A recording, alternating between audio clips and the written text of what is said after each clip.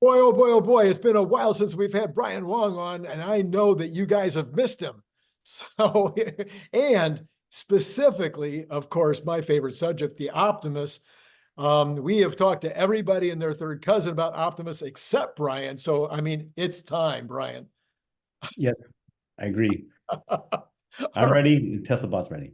you're ready, and the Tesla bot's ready. So, you want to set it up at all? What are we going to be talking about today? So basically, I feel that there's been a lot of recent news about all kinds of humanoid robots. There's Figure AI, where they have gone all neural net and served a cup of coffee. There's three Stanford PhDs who, over the course of a year, using off-the-shelf hardware, have made a three-course meal, a Chinese meal, as well as done many other tasks. Um, and that was with, again, off-the-shelf part, not humanoid bot, but it's they gave good information, which I think can be used to extrapolate the difficulty and answer certain questions that people are making assumptions of. I want to use some data that we have from these various announcements to more accurately predict what can happen this year, what will happen next year, um, how much effort, how many Tesla bots we made. They want to hone in on that based on the information that we have to kind of triangulate on the truth of what's going to happen. All right. Well, yeah, I mean, obviously, everybody on this channel knows that so in fact, I'm going to be making a prediction. So you guys that are watching this video are going to get in on it before that video pops on Saturday or Sunday. I'll be making a prediction that there is a Skunk Works right now. We will find out later that there's a Skunk Works. There's a building somewhere, maybe in Fremont, that they bought or rented a while back, and they've got a bunch of Optimus robots working on actual simulations or actual machines that would be in a normal Tesla line. And they've been doing this for a while. They're way further ahead than most people think with regard to that part of it. I may turn out to be completely wrong, but that's what I would be doing. I'd have a Skunk Works for sure. So, Brian, I'll let you share your screen and we'll see how close you are to my thinking, which shockingly might be closer than most people think. Yeah. Okay, so I think we're pretty much agreed that 2024 is going to be the year of humanoid robots, AGI, and Tesla bots. So 2023 was the kind of the year of ChatGPT, large language models, all that kind of stuff, and that was surprising people how good it became. And part of that was that a few years before, OpenAI got Microsoft to give them billions of dollars to Right. buy a lot of compute and have it scale the capability. It was like Baidu, a Chinese company, did AI research and said, here's the paper that says, oh, if we just scale this stuff, it gets better and better.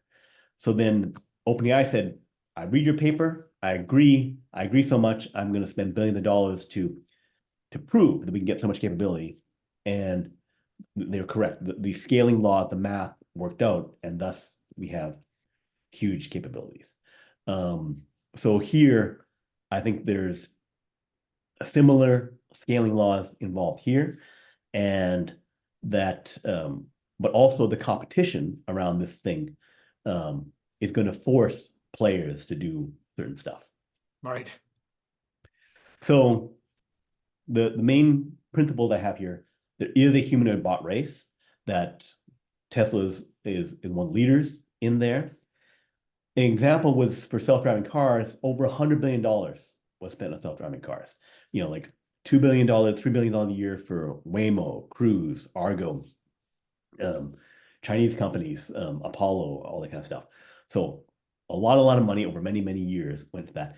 And most of the players, Cruise, Waymo, Apollo, a few $1 million a year on rides, right? Right. Right. So I'm losing billions of dollars. I'm making $1 million a year on rides. So the actual how much I'm getting back is irrelevant to the fact that I see a big prize, robotaxi, at the end of the line. And I believe in it so much that I'm spending this hundreds of billions of dollars on that. And I think the prize for humanoid robot, replacing all labor, having all this automation, is so huge that the bets will increase. This goes to the minimum poker ante and bets related to this business. So for self-driving cars, the minimum ante is about $2 million a year. If you're not spending $2 million a year on this thing, you're not in the game. Right.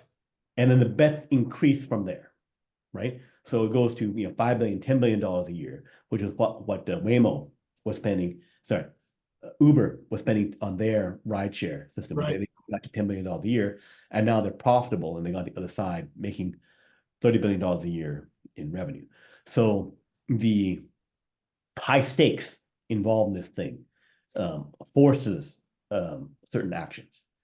And we heard just a few months ago that China said they intend to be number one in the humanoid robots space.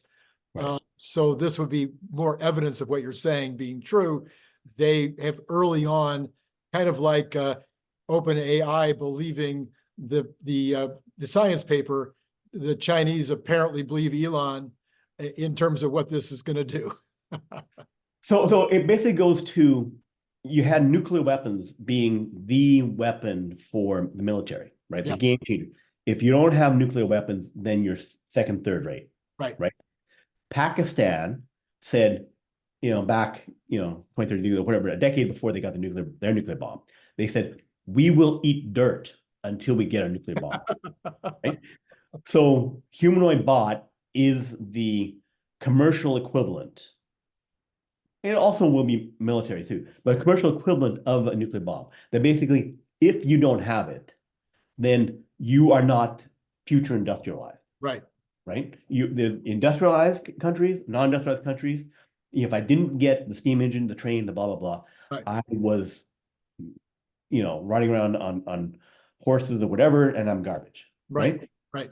Same thing here. If I don't go to humanoid bot, if I don't make the transition as a country, right, then I rapidly become meaningless. Or as a specific business. Or as a specific business too, right? If I'm still making horse and buggy, I'm irrelevant in the world of cars and planes and everything else. Right. So you have to use these humanoid bots, make them useful, make them profitable. So I'll be discussing that relative to the Tesla strategy and business model around FSD and stuff is a critical aspect of that. The thinking around FSD is the approach that's going to happen here as well. And then it's going to be related to compute, data, energy, supply chain, and profit. There's certain things that are feeding in that means in order for me to win or be meaningful, you have to do this stuff. Okay. So Figure had their humanoid bot, and it learned with all neural net AI, and the CEO called it a chat GPT moment when it used a Keurig machine to make coffee. So it's a huge deal. Like all of the humanoid bot and bot companies. So Sanctuary AI made coffee 2 years ago. I don't think they used a Keurig machine. I think they used like a boiled pot or something like that to do it. But they did some teleoperation. So that means that I'm having the operator joystick control the thing to do certain work.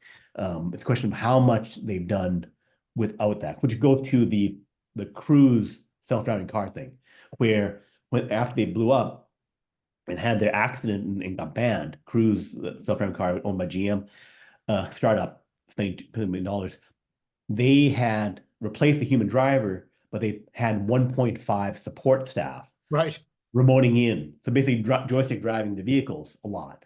So it's a question of, so same issues here. How much is real automated humanoid bot versus joysticked humanoid bot? So we being outsiders. And by joystick, we would not only mean that there's a human operator behind it still having some control, but also joystick, I think in this particular case that you're suggesting would also mean hard-coded. Hard-coded, other things, right. How much are we cheating in a way that doesn't scale? Like if you cheat and make it work, fine, it works. It's like, work, not work thing. But then there's also does this then scale? Like if I'm going to go to 1 billion bots and I have 2 workers, and I need like, 2 billion workers to do my 1 billion bots, like the economics break down. So, does the economics profit of this, whatever you're doing, work? Right. Yeah. So then there's about, 2 dozen other companies doing humanoid bot and all that kind of stuff. So Elon said on a call with Peter Diamandis, a key thing, which was he says that the AI for training is increasing by 10 times every 6 months. Never seen anything like it, how fast it is scaling, right? And then they had the target announced a few months ago. We're going to have 100 exaflops of AI training in October of this year, October 2024. Right. We haven't got an update on how much training stuff we have. According to the chart, it should be in the range of 10 to 20 exaflops, which is, it's a big supercomputer. But if we're saying that we're going to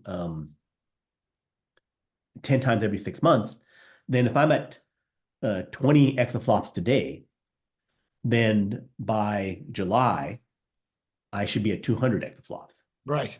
Be at 100 in October. Then in October, I should be at 600 exaflops, right? So it's the rate of improvement, according to what Elon said to Peter Diamandis, is Tesla's being too conservative, too timid with 100 exaflops to do that. So they announced back middle of 2022, they had the Dojo training system, which was these tiles, 1 foot by 1 foot tiles of compute, with so many chips on them. So each tile was about like 9 petaflops. But that's like 18 months ago tech, back when NVIDIA had A100s, right? So H100s are 11 times better. And then H200s coming on October, in April would be about 20 times the A100. So I'm presuming that Tesla is keeping pace to a certain extent. It should be like 10 times more or something like that, and it should 20 times more on this thing. But we haven't got a new announcement on that. Right. If we just round it off to 10 petaflops just for the sake of doing that, then 10,000 tiles will be needed for 100 exaflops for October, right? Yep. And they said 15 kilowatts per module, so that means 150 megawatts, Okay. right? So if we're still at 10 petaflops per tile, then we need 1 million for 10 zetaflops and 15 gigawatts for 2025. So that doesn't make sense. You need to improve it by 100 times. Clearly, keep pace with NVIDIA, and also you need to do stuff with the power. Like making 1 million tiles is not necessarily out of the realm of the possible, because a Kuwait group is looking to buy 700,000 B100 chips, right? And use a gigawatt of power, right? So you're not necessarily out of the range, but you don't want to burn up more power and pay more for that than you need to. Or right? that the competition is, yeah. Or the competition is. The other thing is that it will not stop in 2025, right? 2026 should be 100 times more, right? So you want to have some scaling factor. I'm getting 10 times from chip improvement, hardware improvement, 10 times from scaling, right? So I'm still getting bigger and better, because if I'm just saying, I'm cap it out at a gigawatt, right? One nuclear plant or something like that. China is not going to cap it out at a gigawatt. Right. China's going to use 5 Three Gorges dams to give 100 gigawatts to the thing, right? And maybe they'll use 1,000 gigawatts to do it, right? So if I'm competing against China and they say national interest, we're going to do this thing. Yeah. 1,000 gigawatts, 10,000 gigawatts, not out of the question that they would do that. And right? the Chinese are perfectly happy to eat dirt until they get there. Right. Right. So that means, so that's the kind of like the logic of, if this thing is so transformational and it's all about, compute and energy, right? The two parts of the supply chain thing that I was talking about here. Right. Let me get back to it. Anyway, let me just escape out of here and go back to this. Yeah, so I was No, that was it. Yeah, so I had the compute data energy thing. So compute energy were the thing, and also supply chain and power. So supply chain means ordering the chips from NVIDIA or ramping up my Dojo chips is Tesla's answer to this thing.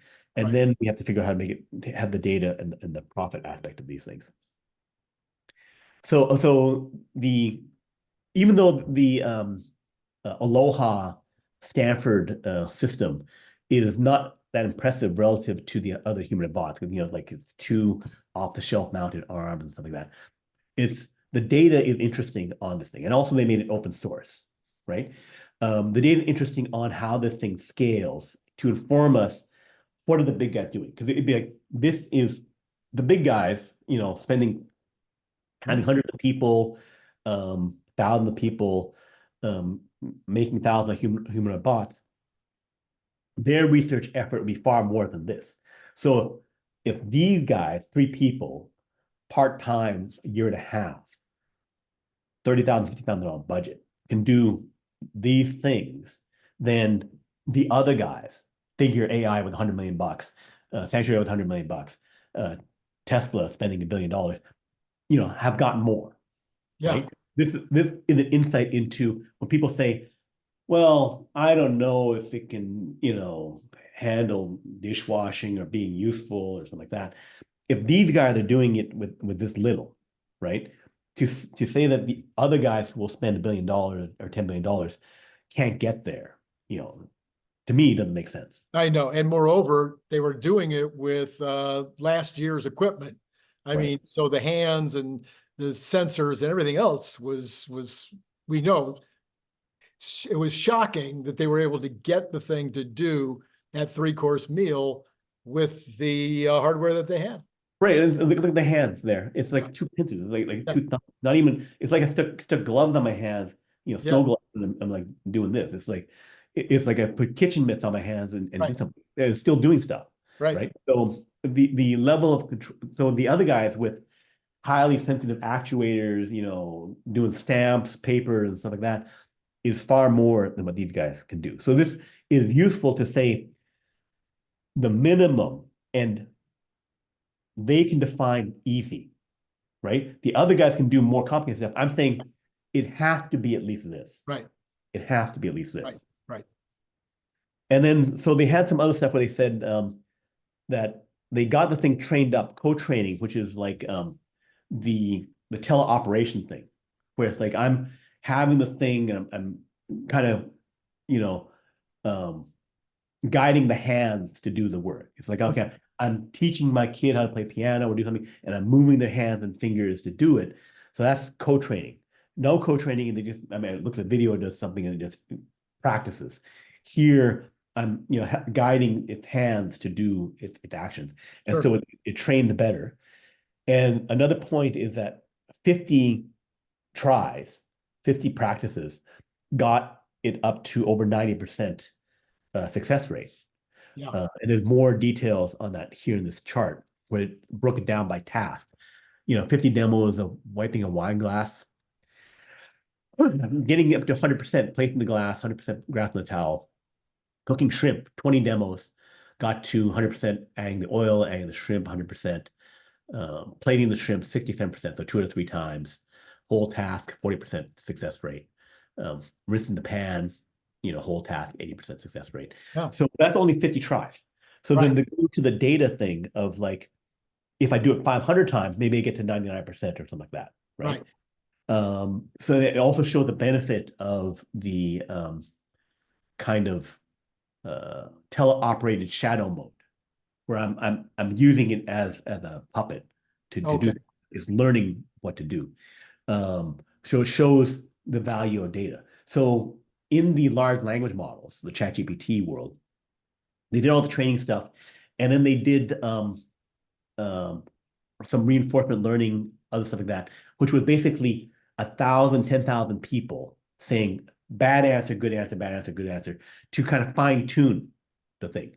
Yes, it was manual, right? But it polished off the edges and got it good. Right.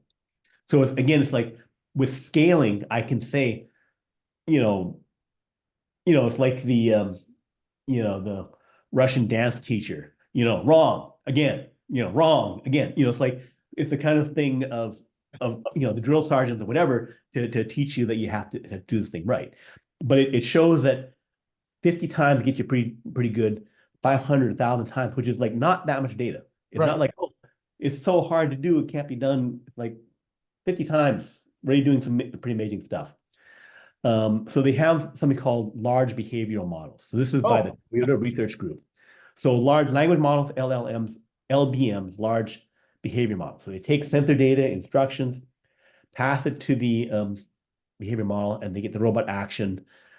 And then they're looking at scaling. So the theory behind all this thing, the field, thousands of people now getting into this thing, dozens of companies, is looking to take the success of large language models and then apply it to robots. And then calling embodiments and stuff like that. So looking at the cost resources, the scaling of this whole thing. So it's a whole field looking to stand on the shoulders of large language models and to get this thing to success. right. And Toyota, which is not, you haven't been seeing them do much of things, but they're looking to get 1,000 skills in their robotic systems. So they're already at a few hundred, 100 and 120, something like that, a few months ago, and now they're looking to get to 1,000 next year as a goal, which they may increase the target or something like that. And there's So, a so yeah, and so this just goes again to the point I've been making for months is that if Toyota's got their 120 skills, I have to believe that Tesla already has way more than that. right, Their goal is to have 1,000 skills in 2024. I don't know why Tesla's goal wouldn't be to have 10,000 skills. I mean, we're not talking again to your total point over how much we've already discussed this. The ability to train that robot to do a whole bunch of skills. I mean, how many skills were there in that 3-course meal? right, I bet you there was 100 skills at least in that 3-course meal, and right. they did it in the way that they did it with the hardware that they had. I don't see what the complication is here in terms of getting a lot more skills. Right. And that goes to the fact that, people haven't updated their thinking. They're thinking, it's Yeah, like, oh, you know, the chess computer won't beat, Gary Kasparov kind of right. thing. Well, it's like, you can say that in 1990, but in 1996, well, maybe it could. And then by 1997, when after it did it, it was kind of like it did it. That was last year or something like that. Yeah. So last year. So you have to update your thinking based on like, Yes. Yes. and all the human bots companies are dropping video after video of amazing things. You kind of like, well, I guess that wasn't so hard. Yeah. Yeah. And then also they define it from narrow skills to generalized skills. So they're talking about here's how we build up from narrow skills up to generalized stuff.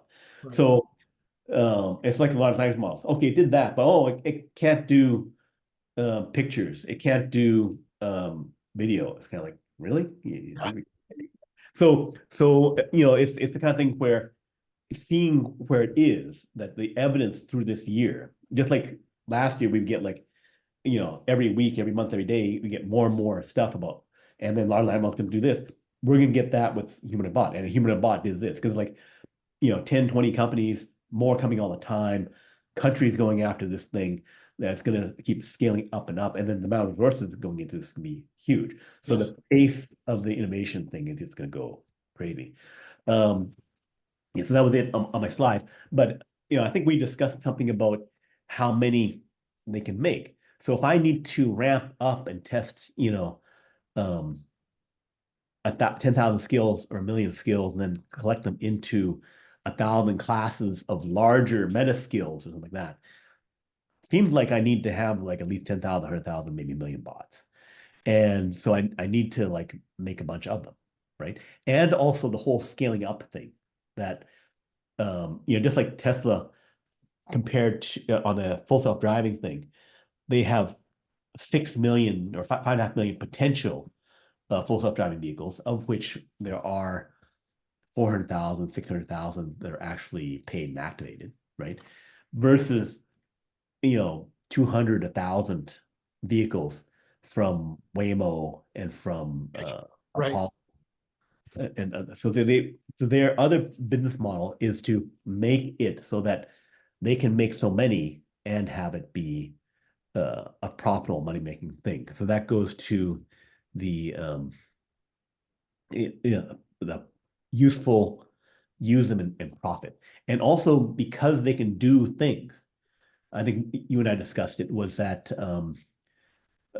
concern about how can I scale out and deploy so many humanoid bots when how people know how to use them, how to be able to do things. And the key to that is that they can tell and teach people to train them themselves. They can be the teacher that tells, here's how you use me. Here's how you do stuff. I can be teaching you this stuff. I can record that as one of my first tasks. So the tasks that remove bottlenecks will be things I'd be automating right away. It's like the out of the box instructions on how to use my Tesla bot would in going through the training exercises, like it can, be the Yoda that teaches you how to do stuff, right? It's like I'm pulling it out how to do it. I think there even been some skits where it's like you push a button and then the humanoid person, the actor, then teaches the person. I think it was an SNL skit. Of course, they had it go crazy off the roof and didn't work right. But it was, for here, it's like out of the box. It's like, okay, let me teach you how to use me. Yeah, so I think Brett Adcock over at Figure has said that he already has people with the headsets in the work situations for companies he intends to sell these to, and that they are gathering the information, the video surround video of the entire workplace that can then be brought back to the computers and then used to train the bot. Well, to your point, then the bot can be prepared. So when he arrives in the box and gets out of the box and you turn him on and plug him in or whatever, he just begins to say, okay, here's what you do first. Here's what you do second. I mean, that would eliminate a huge amount of my problem in terms of the socialization process or the training process at the other end. Right. So in this flywheel of gathering more and more capability, the data and the profit is not just gathering more data, it's not just a battle for data, is also getting it profitable or reducing the bottlenecks and the cost and the friction to that, which is what some of our colleagues in the Tesla sphere, I think there was a Herbert call with Tesla Boomer Mama and supply chain expert Jeff Lutz. Jeff Lutz, yeah, where they were saying that um, uh, Tesla would be behind on their scaling of resources.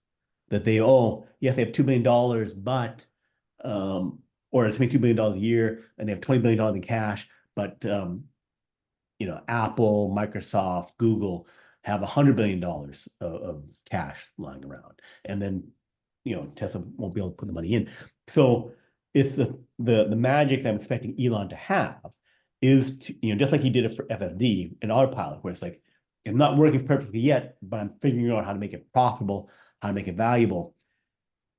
Elon will figure out a way to make imperfect humanoid bot highly useful, valuable, and stuff like that. So that when he dumps $1 billion into it, he can get $10 billion back, put more money into it, and to race ahead. And having that flywheel where the more money I dump into it, the more cash I get out, that is when you win. Like if you're still priming the pump, dumping $10 billion a year into it and not getting anything out, only getting $1 million back like Waymo, right?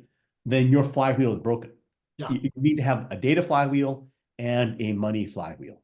Right. And that's always been what Elon has done. Right. Yeah. And I was not expecting to do anything different here. So then by deduction, what is the big money flywheel?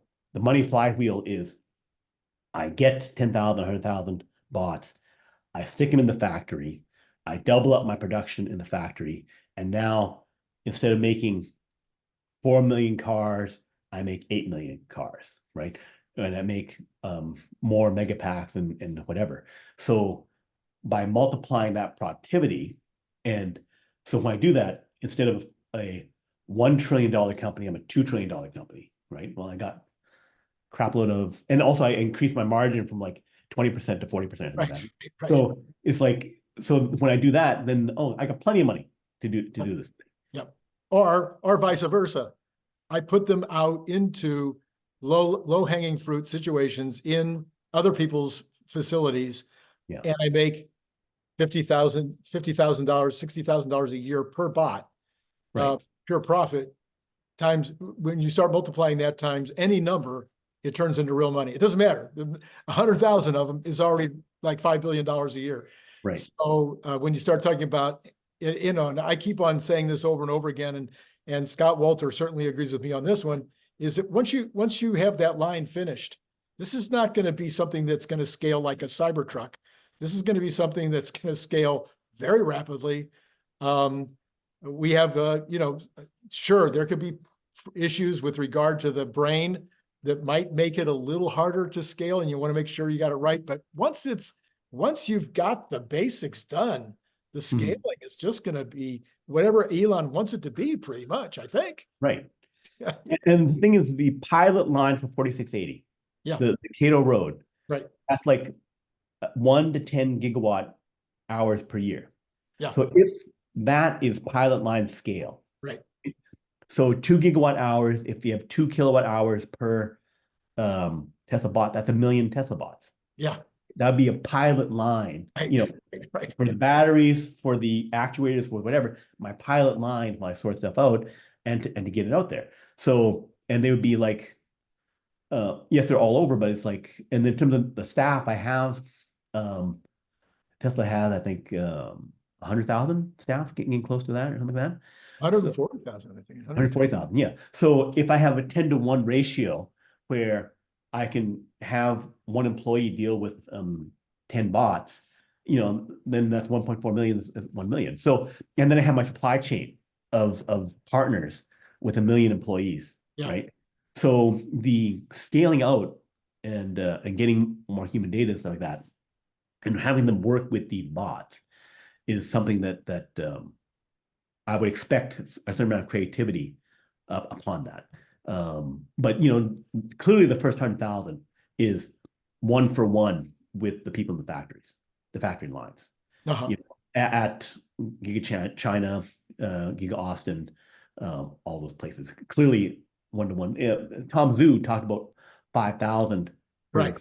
back 6 months, a year ago. But basically cutting the staff in half. Right. Right. Yep. But it'd be not cutting the staff half. You'd be doubling the factories. You'd be doubling the shifts. You would not, right. You know, you would go harder, not right. Because it'd be let you expand faster. Yeah. Okay. So I think there's so much that's come out of this, and so much of it that's completely new to anything that anybody's talking about, that it's hard for me to even think. But the basic idea, the really, really basic idea, is the flywheel effects that you're talking about. So if we don't build, which I said months and months and months ago, if we need 1,000 bots in order to get the data to get this thing rolling, which was recommended, but I forget who it was, but there was a major manufacturing and bot person who said you need 1,000. Yeah. It might have been Google. I can't remember who it was. Yeah. He said you need 1,000 to just get off the ground. Okay, if you need 1,000 and they cost you $100,000 a piece to make, it's $10 million. It's bupkis. It's nothing to Tesla. So if you need that 1,000, you build that 1,000. But it's not going to be $100,000 a piece. Of course, it's going to be way less than that. Anyway, so the fact that they don't have a Skunk Works would only be, the only reason they wouldn't, I'm going to say this as clearly as I can. The only reason they would not currently have a Skunk Works with 1,000 bots in it is because they realized they didn't need them. Right. If they thought they needed them, if they agreed with Google, you needed the 1,000, they have them, and they're right now gathering data. And then your point would be to take that idea further and say, we need to take a good enough. Remember Google in the beginning, the first like 10 years that Google existed, everything they put out was the crowd was required to fix it. Everything they put out. They even said it out loud. Yeah. We're putting it out the way it is. Tell us what we need to do to fix it. It was funny. And Yeah. so why wouldn't Tesla do the same thing if they've got a bot that they believe will be useful and profitable in the plant or in somebody else's plant? You put it out there and you let it gather the data, like you said they did with the cars. Let that happen and get that flywheel going. And at the same time, you got the financial flywheel is being fed as well. Right. And the thing is, this is bigger than self-driving cars. Right. Self-driving cars is huge. Oh yeah, yeah. It's bigger. It's a bigger thing, and so you got to go big. $100 billion on self-driving cars, and still we're so far away from it, right? But it's like they're still willing to dump in $20 billion a year to keep going over the course of many companies in the race. $2 billion each for the big players, $3 billion each for the big players. Right. But this is the same thing. Like, how can, given how clearly close this is, that you wouldn't say, I got to go $3 billion, $10 billion a year. And the mistake would be, I bet too little. Right. Like, if we're looking at this 10 years, whatever from now, and it's like, what did you come in, number 1 or number 2 in humanoid bot? Yeah, right. Right. And then it's like, oh yeah, I came in number 2, and so I'm tiny, right? And then number 1 is 20 times, 100 times bigger. Right. And it's like, clearly you got to be number 1, right? And Elon knows that. He says, oh, like him and Dave Lee, getting all misty-eyed, looking off in the distance, talking about how it's gonna, 100x civilization and stuff like that, right? Right. Like, that is the game. Everything else, oh, did I make 1.8 million cars or 2 million cars in 2023? Who cares? Yeah. By comparison. Yeah. By comparison, it's everything that matters is this. Yeah. Right. Yeah. And then in getting to zettaflops, that's just part of the game. But like in terms of the dojo side of things, it clearly must scale to 10 zettaflops at a minimum in 2025. It's got to be 1,000 zettaflops in 2026, right? And those are like minimum things. Right. And the AI tail that'll be wagging the dog of everything else means, when I needed gigawatts of power for this thing, something's got to happen on the solar farm battery pack side of things to make it so that Tesla can scale it and be in control of its own energy. They can't be saying, oh, please, PG&E, give me some megawatt hours of power. It's like, no, I don't care. Whatever you do, I don't care. I'm going to be building it out over here. Right. And by the way, when I do that, I'm going to be having 100,000, 1 million charging stations that I will be able to distribute around and then suck the power in when I need it. Right. I'll have it charging out my semi-truck. So I need to build it out anyhow. Right. And it's going to be dual purpose. So it's like, when it's not charging up trucks at night or something like that, it's going to be pumping power back to my stuff. So that must happen. It's like not optional. They must build out crazy amount of power. Yeah. They must build out crazy amount of compute. And they must build it in a profitable way where when I'm not using it for my own purposes, I'm selling power out to the trucks for charging at 30 cents a kilowatt hour or 20 cents to trucks and everything like that. So the fact that everyone said, yes, Ford, Volkswagen, we will use your charging.